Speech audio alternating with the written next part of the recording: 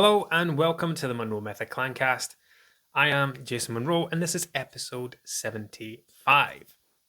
Now, today we are going to talk about a bit of a strange sequence of events, actually. So, I sent out an email this week to my marketing people who are that get my daily emails, read them, listen to them, nod along with them, and haven't yet decided to come and work with me yet. But in one of these emails, I spoke about what did I call it again? Called it expecting a miracle. And I described a situation where someone might decide to go on a diet and they put themselves through a lot of hardship, or what they perceive to be a lot of hardship. And in exchange for that hardship, they expect a dramatic return. Now, here's a real world example. I've literally just done a check-in with one of my group coaching clients who she's a bit upset about the progress that she's making, and I was looking back through her last few check-ins, and in one of those check-ins she said that she's eating a lot less than she was before joining, and she can't understand why her weight's not moving quicker than it is. And the reason for that is, so the way that the things work inside the Munro Method is, when you come to work with me, you work through the 14-day course. Days 1 to 5, we're not losing weight yet. We're focusing on the far more important things, making sure that you're up to speed and on the same page as me. We work on the mindset stuff. I won't bore you with the details or give away too much of it, but basically we do some very important work through the first 5 days.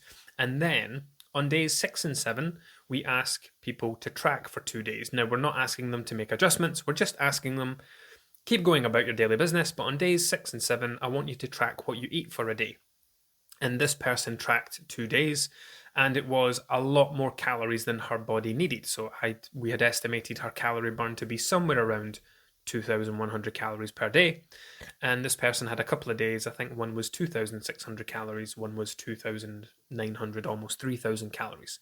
So this person, if that's what their daily diet looked like, then it's very easy to understand. You only need 2,100. On that day, you give your body 2,500. On this day, you give your body 3,000. You're over consuming and you're gaining weight. Now, in that instance, and this is the part that's really important to understand, right? And it's important for, I don't know if any coaches listen to this or PTs or whatever, but as a coach, it's important to understand that when someone comes to work with you to lose weight, most of them aren't coming to you from a place of maintenance. They're not consuming maintenance calories. They're gaining weight or have gained weight. That's happened as a result of overconsumption. So as a coach, it's all good and well saying to someone, right, your maintenance calories are 2,100. I would like you to eat 1,600 per day and you are going to lose a pound a week. Now, that sounds all very straightforward on paper, but in this case, saying to someone who's easily consuming 3,000 calories in a day, with the maintenance situation, on paper, it's just a 500 calorie drop. But when it comes to the real life application of that, if someone's eating 3,000 calories a day and you're asking them to now eat 1,500, it's a 1,500 calorie drop. 1,500 calories.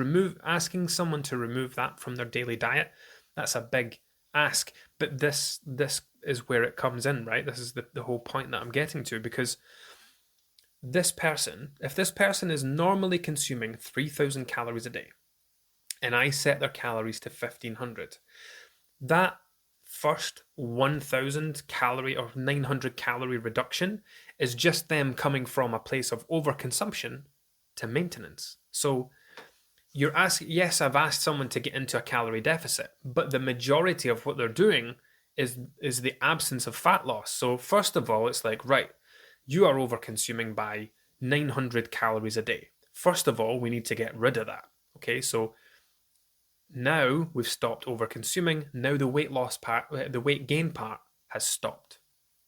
Now you're going to make a further adjustment down the way, and that's going to get the weight loss part going. And this is when it's really important to educate people and to help them understand that I know that this feels like a dramatic change to you, and it is. Like, you have cut your consumption down by a massive amount. But what you need to understand is you were coming from a place of overconsumption. You were consistently gaining a pound, 2 pounds a week because of the way that you were treating your body, the amount of calories that you were putting in. Now, if someone goes from gaining a pound or 2 pounds a week to losing a pound a week, that's a 2 to 3 pound a week shift. Yes, it's not all fat loss, but you've stopped gaining weight, which is the first massive success that you need to celebrate. You have put a stopper on this kind of continual climb. You're not going up to 16, 17 stones anymore and beyond.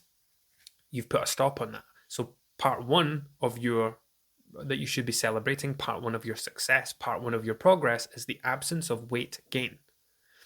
Next is that your weight's also coming down. You've lost a pound this week. So that in that person's mind, all they're thinking is, I've only lost a pound this week. And in reality, it's not. Because if you're consistently gaining a pound a week previously, and you're now losing a pound a week, that's a 2 pound a week difference. If you had carried on as you were for the next 10 weeks, you would have been 10 pounds heavier. Then you would have had 20 pounds to lose to get to a 10 pound loss.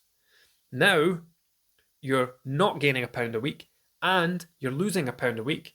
And in 10 weeks' time, you will be 10 pounds lighter.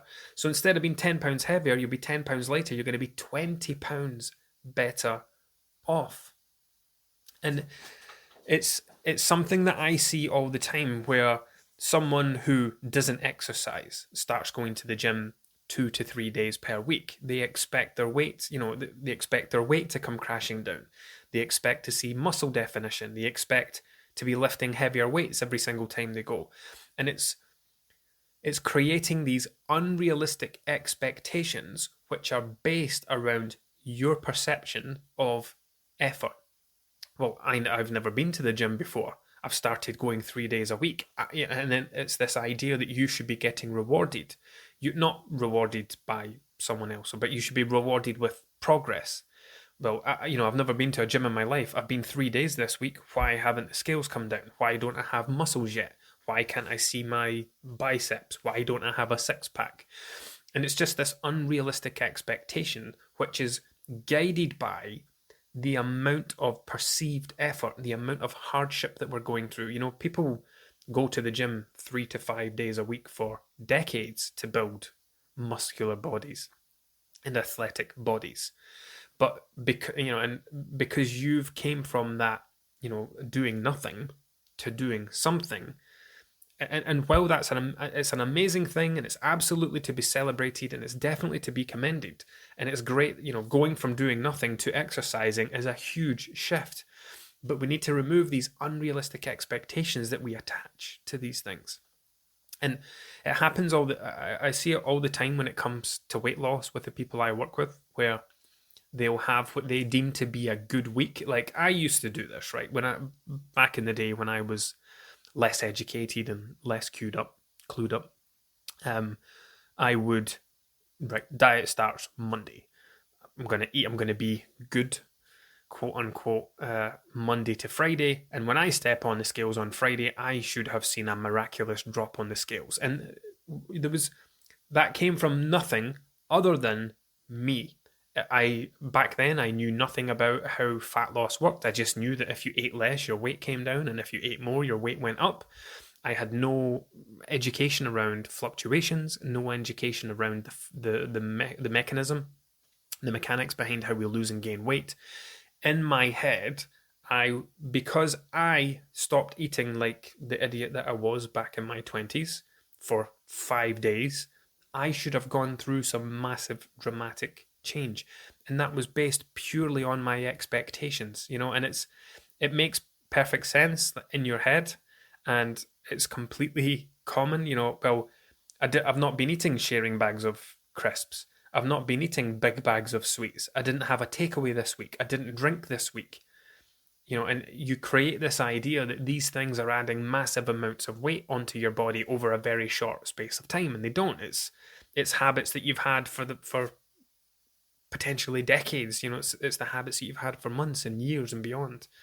And when you finally say, right, this week I'm not going to do the takeaway, I'm not going to have that bottle of wine, I'm going to go to the gym. I'm not going to have those snacks, right? Whatever it is. And then you step on the scales and you're like, why have these not dropped by 20 pounds? I've just stopped doing all of those things. And it just comes from a lack of education and a lack of understanding. So when it comes to losing weight, it's really important to detach the level of effort that you think you're putting in and the results that you're getting. Because, I mean, what's a good way to describe this? Let's say I start putting £100 away into a savings account every month over 12 months, right? I do it in January, I get to December, and I've got £1,200 to spend on Christmas presents, right? That's set in stone. £100. I have put that £100 away. The only thing that can happen by the end of that 12 months is that I have £1,200 in the bank at the end of the 12 months. Now that could feel like a massive amount of effort to me. It might significantly impact my disposable income. I might have to make some massive changes. I might have to give up a lot of things. Maybe I can't buy, not that I buy myself clothes ever. I just live in Munro Nutrition t-shirts and shorts. But maybe you can't go on a night out. Maybe you can't eat out. Maybe you can't buy yourself clothes. Maybe you can't go on a night out, right? Whatever it is, you have to sacrifice something. And at the other end of the scale, it might be perfectly realistic for someone to put £100 a month away and they don't notice it at all. One person has gone through 12 months of massive hardship because they needed that £100 and it significantly impacted them. The other person hasn't really noticed it, and it's got to December and they go, brilliant, I've got £1,200 to spend on Christmas presents.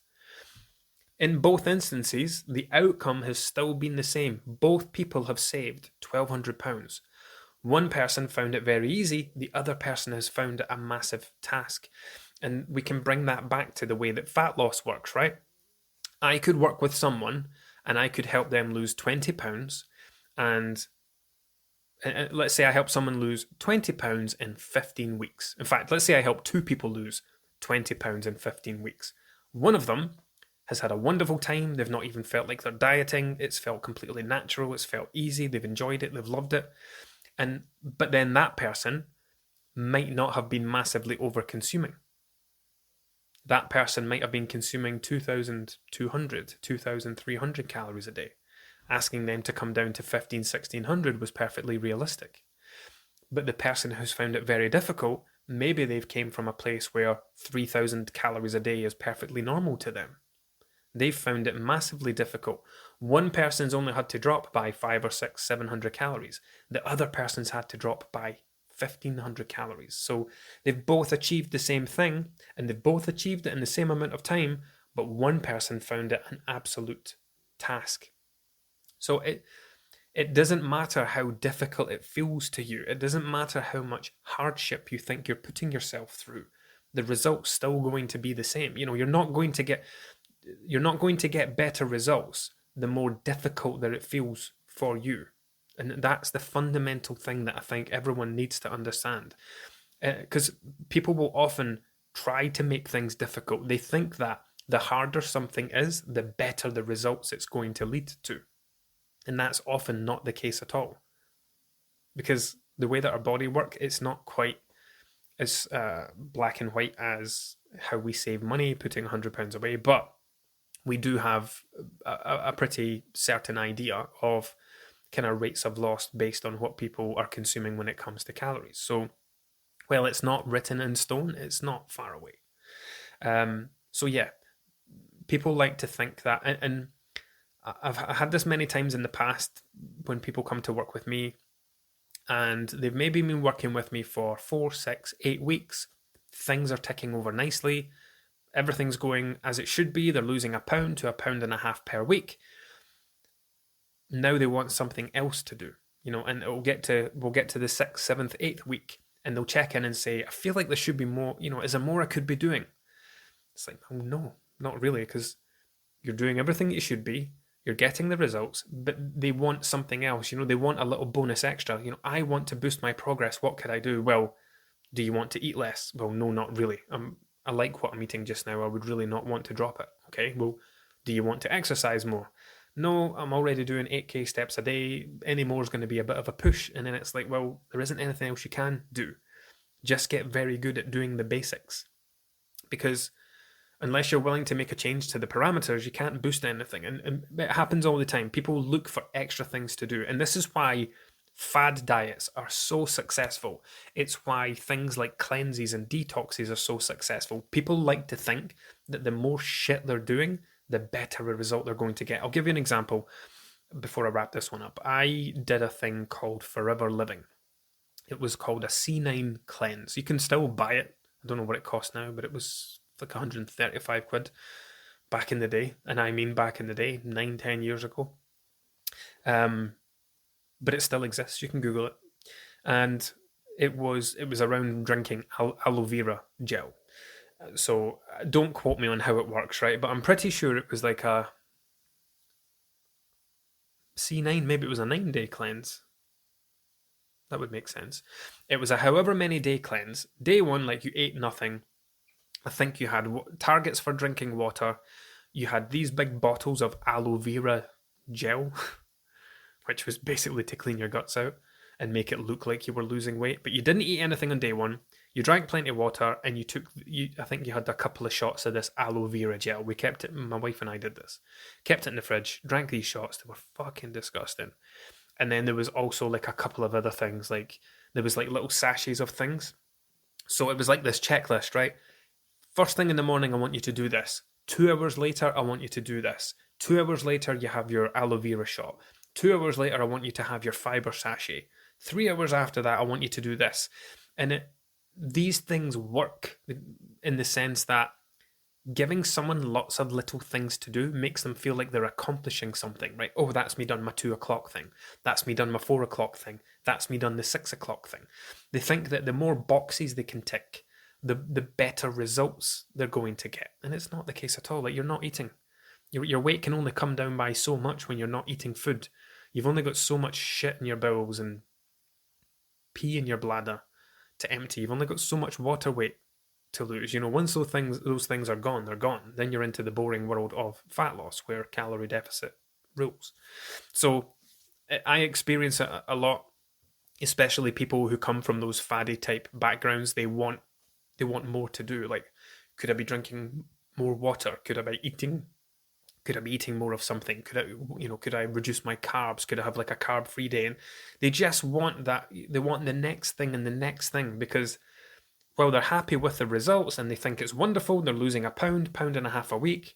7-8 weeks are gone, 10, 11, 12 pounds down. They were totally happy with it, but it's got to a point where they get bored with it. They get bored with that result. They get bored with losing a pound and a half a week. Like, most people would bite your hand off to know they were losing a pound and a half every single week. To know that if they keep doing what they're doing, in 10 weeks, they will be at X number on the scale. But even when once you've been doing that for a while, that result gets boring. You get bored of seeing your weight come down by that. Okay, well, if I can make it come down by a pound and a half, well, couldn't that be 2.5 pounds? And then they start getting inside their own head, and that's when they start looking for these little extra things to do. And that's one of the massive benefits of having a coach in your corner, of checking in with someone, because they'll check in with me. At the bottom of the check-in form, anything else you'd like to add? Yeah, I'm just wondering if there's anything else I could be doing. Like, I know I'm making, they will be grateful and they'll say, I know I'm making great progress. I know I'm 10 pounds lighter, but I'm just wondering, is there anything extra I could be doing? And it's my job as a coach, and this is one of the biggest benefits of having a coach, to step in and say, no, get that idea out your head. You are in the zone. You have everything in place. And it's similar to the money situation, right? Everything is in place to guarantee that you will have £1,200 in the bank at the end of the year. That's all that you needed. It's all that you wanted. That's going to be there. Yeah, but if I put in £200 a month, yeah, you'd be even more skint for the next 6 months, and you go through even more hardship and blah, blah, blah. So it's my job to step in and say, look, I understand that you want things to go quicker. You're human. Everybody does. but you have a process in place, you have a balance of diet that's working for you, you're enjoying everything that you're eating, you're still able to enjoy a glass of wine at the weekend, you're still able to have a takeaway every week, you're still enjoying meeting friends for coffee dates and things. Do you really want to compromise all of that? Do you really want to compromise this wonderful balance, this wonderful lifestyle that you're creating for what? An extra £0.5 on the scales a week? Do you really want to risk everything just for the sake of that? Or would you rather carry on doing what you're doing and knowing, having that safety and security and that comfort from knowing that all you need to do is keep doing what you've already done for the last 6, 7, 8 weeks, and you'll continue to get the same results? And then it just kind of hits them and they go, do you know what? You're right. Why would I want to ruin any of this? Why would I want to do any of this? This is just the old me coming through, where I always want things to be quicker and faster and blah, blah, blah. So it's completely common. But yeah, just to summarize, please just remember that just because you feel like it's difficult, just because you feel like you're putting in a lot of effort, just because you feel like you're going through a lot of hardship, that does not mean that the numbers should be coming down at a level that matches how much effort you think you're putting in. Like, weight loss isn't an effort game. Just drop something off my desk. Weight loss isn't an effort game. Yes, you need effort, but it's not a case of the more effort you put in, the better results you get. It's the same with the money thing. The more effort it doesn't matter how much effort you put into saving £100 a month, you're still going to end up with £1,200 at the end of the year. And with weight loss, it doesn't matter how much effort you put in. If you're still doing the same things you've always done, you're still going to get the same result. So weight loss is not an effort game. It's a numbers game. So just because you feel like you're going through a lot of difficulty, a lot of hardship, that does not mean that you should be rewarded for that. Like, it's very easy to say, oh, do you know what? This has been a really tough week, but I've stuck to this. I've done that. The scale should come down about £6. And we just start thinking these ridiculous thoughts. I've increased my steps by 3,000 a day. I should lose about £5 this week. It doesn't work like that. So, yeah, I think that's all we need to say on that one. So, yeah, the amount of effort you're putting in, effort's important, but putting more effort into fixed things like the money example, it's not going to get you better results. Consistency gets results. Keep doing, if you want to get the best results ever, be consistent. Like, if you can stick to something 80% of the time, you will get better results than sticking to something 30, 40, 50% of the time. And yeah, the whole initial phase, like, I work with a lot of people who are pretty drastic over consumers. Like, and I think I touched on this in the last episode where we were talking. Yeah, I did actually, when I was talking about like people who weigh 17, 18, 19 stones. They have gotten there because they have a very big lifestyle, right? They eat big portions. They eat a lot of snacks. They clear every plate. They have quite a lot of, when I say big habits, I mean ones that impact, have a big impact. 3,000 calories a day is perfectly normal in that instance. And this actually ties in really well with the last episode where, we have to look beyond just the numbers side of thing. We have to look at the lifestyle and making changes to the lifestyle. So you've got a tough challenge ahead of you if you are someone who has a naturally high calorie diet, because you've created this diet where 3,000 calories a day is perfectly normal. And I think right at the very beginning of your journey, the fundamental thing you need to understand is that, yes, you're going to reduce your consumption by a lot, but it's not going to have a dramatic effect on the scales because you're coming from a place of overconsumption. And again, we could take it back to the money example. It's the exact same. If someone brings their spending down by a massive amount, if someone's overspending by £1,000 a month and they're in £10,000 of debt, and they dramatically decrease their spending, they would think, well, my debt should have come down, but I should have paid a lot of this debt off by now. And they look at it and go, oh, I've only paid off 250 quid. It's like, yeah, that's because you stopped overspending by 1,000, then you started underspending by 250 this month. That's why your debts came down by 250. So You've spent 1250 less, but your debts only came down by 250. And then it's the same with the calories. You're consuming 1500 calories less than you were, but your weights came down by a pound, because in the way that fat loss works, if someone underconsumes by 1500 calories a day, they would lose 3 pounds in a week. But if someone loses a pound in a week by going down 1500 calories, it's because they're coming from a 1000 place over a 1000 calorie overspend. Anyway, probably baffled you enough with numbers as it is. I'll catch up with you in the next one. Until next time.